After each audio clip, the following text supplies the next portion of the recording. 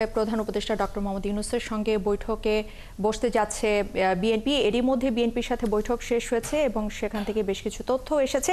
এই মুহূর্তে জামায়াতের প্রতিনিধি দলের সাথে প্রধান উপদেষ্টার বৈঠকের খবর আমরা পেয়েছি। সেখানের সবশেষ খবর জানাতে আমাদের সাথে যুক্ত হচ্ছেন আমাদের সহকর্মী মোহন ইসলাম। মোহন, একটু জানাবেন জামায়াতের বৈঠকের সবশেষ কি তথ্য আছে আপনার কাছে, এবং এখন পর্যন্ত আসলে জামায়াতের কয়জন নেতা সেখানে অংশ নিয়েছেন এবং বৈঠকের বিষয়ে বিস্তারিত এখন পর্যন্ত কিছু জানতে পেরেছেন কিনা? যে প্রধান উপদেষ্টা ডক্টর মোহাম্মদ ইউনূসের সাথে বিএনপির আসলে বৈঠক শেষ হয়েছে। বিএনপির বৈঠকের পরে কিন্তু তারা একটা ব্রিফ করলেন, সেই বিষয়ে একটু পরে বলছি। একটু বলে রাখি যে এর পরপরই কি জামায়াতে ইসলামের যে 2 সদস্য বিশিষ্ট যে দল, আপনার ডাক্তার শফিকুর রহমান এবং আপনার যিনি নায়েবে আমির সৈয়দ আবদুল্লাহ মোহাম্মদ তাহের, তার সাথে কিন্তু বৈঠকে বসেছেন প্রধান উপদেষ্টা এবং প্রধান উপদেষ্টার সাথে যে দলটি রয়েছে। এবং আমরা যতটুকু জেনেছি যে প্রধান উপদেষ্টার সাথে রয়েছেন স্থানীয় সরকার উপদেষ্টা আসিফ মোহাম্মদ সজীব ভুইয়া, আছেন ঐক্যমত্য কমিশনের সহসভাপতি প্রফেসর আলী রিয়াজ, আছেন প্রধান উপদেষ্টা প্রেস উইংয়ের যিনি প্রেস সচিব শফিকুল আলম এবং আবুল কালাম আজাদ যিনি ডিপিএস। আমরা যতটুকু জানি যে জামায়াতে ইসলাম আসলে যে চলমান যে ক্রাইসিস, যে বিষয়গুলো নিয়ে আসলে বিএনপিও দেখা করতে এসেছেন, আলোচনা করতে এসেছেন। মূলত একটি জায়গার মধ্যে সবার কমন বিষয় যেটি হচ্ছে আপনার নির্বাচন, সংস্কার এবং বিচার।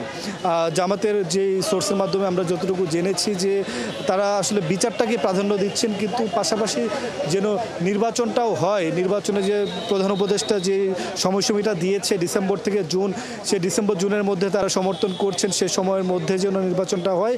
এবং সংস্কার যেহেতু একটু চলমান প্রক্রিয়া, সেই ন্যূনতম সংস্কার, যে সংস্কারের মাধ্যমে জাতি আবারও নতুন করে ঘুরে দাঁড়াবে, যেন আবারও ফেসিবাদ মাথাচাড়া দিয়ে না উঠতে পারে, সেই ন্যূনতম সংস্কারগুলো তারাও চেয়েছে।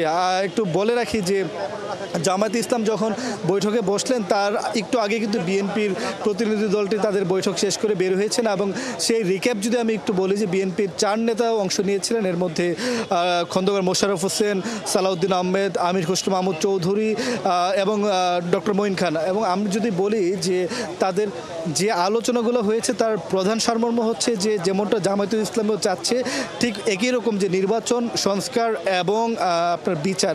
বিএনপি বলছে যে আওয়ামী লীগের আমলে বিএনপি এবং তাদের যে তৃণমূলের নেতাকর্মীরা তারা সর্বোচ্চ ভুক্তভোগী ছিল, সেই জায়গা থেকে তারা চায় আওয়ামী লীগের বিচার, এবং আওয়ামী লীগের সর্বোচ্চ বিচারটাই তারা দাবি করছেন।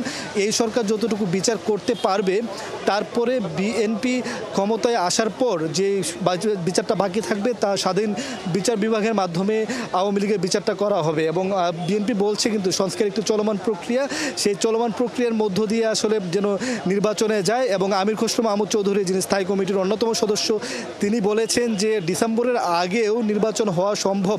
সেই আলোচনাও কিন্তু প্রধান উপদেষ্টার সাথে বিএনপির যে বৈঠক হয়েছে সেই বৈঠকে উঠে এসেছে। বিএনপি আরেকটি বিষয়ে গুরুতর আপনার জোর দিয়েছে যে 3 উপদেষ্টার পদত্যাগ। এর মধ্যে রয়েছে যারা গণ অভ্যুত্থানের যারা ছাত্র প্রতিনিধি ছিলেন, আসিফ মাহমুদ সজীব ভুইয়া এবং আপনার মাহফুজ আলম, পাশাপাশি যিনি আমাদের বাংলাদেশের নতুন আসলে একটি উপদেষ্টা পদ ক্রিয়েট হলো, এই জাতীয় নিরাপত্তা উপদেষ্টা খলিলুর রহমান। সেই 3 উপদেষ্টা আসলে পদত্যাগ দাবি করেছেন এবং বিএনপি বলছেন যে তারা তাদের দাবিগুলি জানিয়ে গিয়েছে প্রধান উপদেষ্টা কার্যালয় থেকে, বা প্রধান উপদেষ্টা পরবর্তীতে এই বিষয়গুলো নিয়ে আসলে আপনার সিদ্ধান্ত নেবে বা তাদেরকে জানাবে। তার পরবর্তীতে তারা আবারও নতুন করে প্রতিক্রিয়া দেখাতে পারবে। এবং মঈন খান যিনি প্রধান উপদেষ্টা আসলে একজন অন্যতম সদস্য স্থায়ী কমিটির বিএনপির, তিনি বলেছেন যে নির্বাচনের মাধ্যমে এই দেশে শান্তি শৃঙ্খলা ফিরে আসতে পারবে। মোটা দাগে বলতে গেলে যে বিএনপি যে 3টি বিষয় চাচ্ছে, নির্বাচন, বিচার, সংস্কার, সেই 3টি বিষয় কিন্তু এনসিপিও চাচ্ছে, সেই 3টি বিষয় কিন্তু জামায়াতও চাচ্ছে। কিন্তু তাদের সবার চাওয়ায় কিন্তু পার্থক্য এদিক ওদিক, কেউ একটু বেশি কেউ একটু কম। কিন্তু মোটা দাগে বলতে গেলে যে জামাতের সাথে যে চলমান বৈঠকটি চলছে, সেই বৈঠকের মধ্যে জামাত বলছে যে বিচার, সংস্কার এবং নির্বাচন, এই 3টি বিষয়ের উপর প্রাধান্য দিচ্ছে। মোহন ইসলাম, আপনাকে অসংখ্য ধন্যবাদ আমাদের সাথে যুক্ত হওয়ার জন্য। দর্শক, মোহন ইসলাম আমাদের সাথে যুক্ত হয়েছিলেন এবং জানাচ্ছিলেন যে ডক্টর মোহাম্মদ ইউনূস প্রধান উপদেষ্টা, তার সাথে যে বৈঠক হচ্ছে রাজনৈতিক দলের সাথে, সে বিষয়ে সবশেষ।